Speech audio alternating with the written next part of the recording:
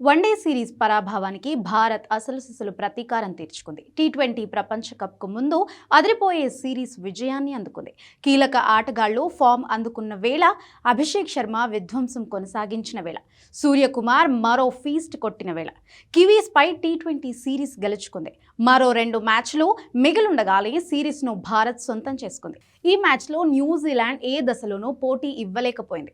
Toss ఓడి బ్యాటింగ్కు దిగిన ఆ జట్టు ఆరంభంలోనే కీలక వికెట్లు చేజార్చుకుంది. పవర్ ప్లేలోనూ 3 అవుట్ అయ్యారు. తర్వాత గ్లెన్ ఫిలిప్స్, చాప్మన్ కాసేపు పోరాడడంతో కోలుకుంది. చివర్లో మిచెల్ శాంట్నర్ మెరుపులతో కివీస్ 20 ఓవర్లలో 9 వికెట్లకు 153 పరుగులు చేసింది.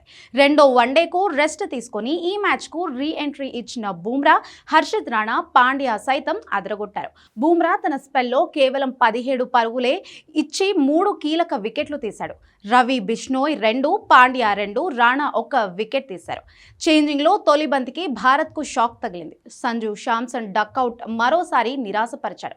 తర్వాత క్రీజులోకి వచ్చిన ఈశాన్ కిషన్ దూకుడుగా ఆడాడు. అభిషేక్ శర్మతో కలిసి రెండో వికెట్కు 53 పరుగులకు జోడించాడు. ఈశాన్ కిషన్ 28 పరుగులకు అవుట్ అయిన తర్వాత సూర్యకుమార్ యాదవ్ ఎంట్రీతో మ్యాచ్ స్వరూపమే మారిపోయింది. అభిషేక్ శర్మ, సూర్యకుమార్ కివీస్ బౌలర్లను ఆడుకున్నారు. ముఖ్యంగా అభిషేక్ శర్మ విధ్వంసం గురించి ఎంత చెప్పినా తక్కువే. భారీ సిక్సర్లు, 4లతో విరుచుకుపడ్డ ఈ యువ ఓపెనర్ కేవలం 14 బంతుల్లోనే హాఫ్ సెంచరీ సాధించాడు. తద్వారా పలు రికార్డులను సొంతం చేసుకున్నాడు. అంతర్జాతీయ టీ20లో ఫాస్టెస్ట్ హాఫ్ సెంచరీ చేసిన రెండో భారత క్రికెట్గా రికార్డులకెక్కాడు. అటు సూర్యకుమార్ యాదవ్ సైతం తన ఫామ్ కొనసాగించాడు. హాఫ్ సెంచరీ పూర్తి చేసుకుని మ్యాచ్ను ఫినిష్ చేశాడు. ఈ గెలుపుతో టీ20 సిరీస్ను కైవసం చేసుకున్న భారత్ వన్డే సిరీస్ ఓటమికి ప్రతీకారం తీర్చుకున్నట్టయింది.